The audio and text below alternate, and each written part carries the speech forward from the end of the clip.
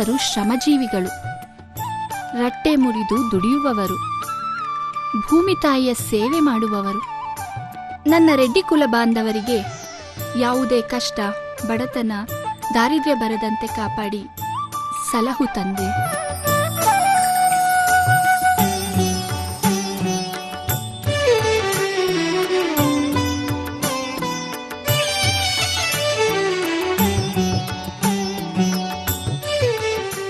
ಮಲ್ಲಮ್ಮ,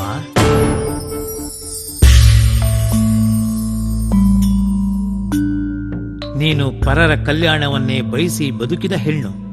ಹುಟ್ಟಿದ ಮನೆಯಲ್ಲಿ ಮುದ್ದಿನ ಮಗಳಾಗಿ, ಕೊಟ್ಟ ಮನೆಗೆ ಮಾದರಿ ಸೊಸೆಯಾಗಿ, ಸಮಾಜದಲ್ಲಿ ಪತಿವ್ರತ ಶಿರೋಮಣಿಯಾಗಿ, ಶಿವಶರಣೆಯಾಗಿ ಬೆಳಗಿದ್ದೀಯ. ನಿನ್ನ ಕೋರಿಕೆಯಂತೆಯೇ ಆಗಲಿ. ರೆಡ್ಡಿ ಬಂಗಾರದ ಕಡ್ಡಿಯಾಗಲಿ. ತಥಾಸ್ತು.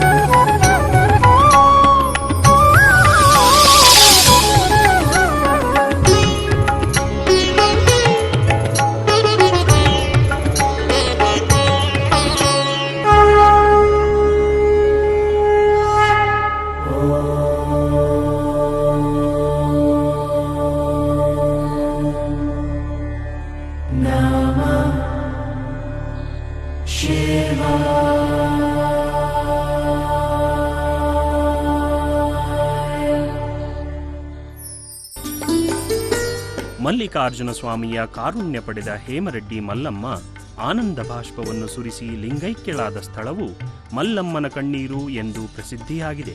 ಕರ್ನಾಟಕ, ಆಂಧ್ರ, ತೆಲಂಗಾಣ, ಕೇರಳ ಮತ್ತು ತಮಿಳುನಾಡಿನಲ್ಲಿರುವ ಕೋಟ್ಯಾಂತರ ರೆಡ್ಡಿ ಸಮಾಜದ ಬಂಧುಗಳು ಇಲ್ಲಿಗೆ ಆಗಮಿಸಿ ಈ ಜಲವನ್ನು ತೀರ್ಥವೆಂದು ಸ್ವೀಕರಿಸುತ್ತಾರೆ.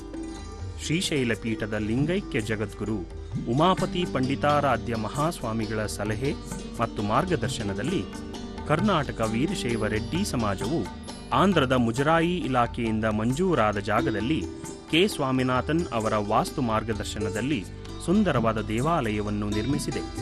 ಈ ಮೂಲಕ ವೀರಶೈವ ರೆಡ್ಡಿ ಸಮಾಜದ ಶ್ರಮ ಸಾರ್ಥಕವಾಗಿದೆ.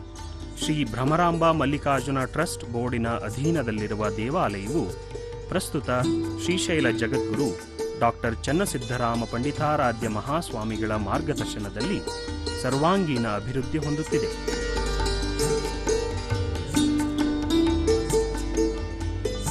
ಪ್ರತಿ ವರ್ಷ ಕಾರ್ತೀಕ ಮಾಸದಲ್ಲಿ ಶ್ರೀ ಹೇಮರೆಡ್ಡಿ ಮಲ್ಲಮ್ಮ ರಾಜ್ಯ ಯುವ ಜಾಗೃತ ವೇದಿಕೆಯು ನಡೆಸುವ ಲಕ್ಷ ದೀಪೋತ್ಸವ ಕಾರ್ಯಕ್ರಮವನ್ನು ಅದ್ಧೂರಿಯಾಗಿ ಆಚರಿಸಲಾಗುತ್ತದೆ. ಶಿವಶರಣೆ ಹೇಮರೆಡ್ಡಿ ಮಲ್ಲಮ್ಮನನ್ನು ಭಕ್ತಿಯಿಂದ ಆರಾಧಿಸುವ ರೆಡ್ಡಿ ಸಮುದಾಯವು ಸಮಕಾಲೀನ ಬದುಕಿನಲ್ಲಿ ತನ್ನದೇ ಆದ ಸಂಸ್ಕೃತಿ ವೈಶಿಷ್ಟ್ಯವನ್ನು ಉಳಿಸಿಕೊಂಡು ಮುಂದುವರಿಯುತ್ತಿದೆ.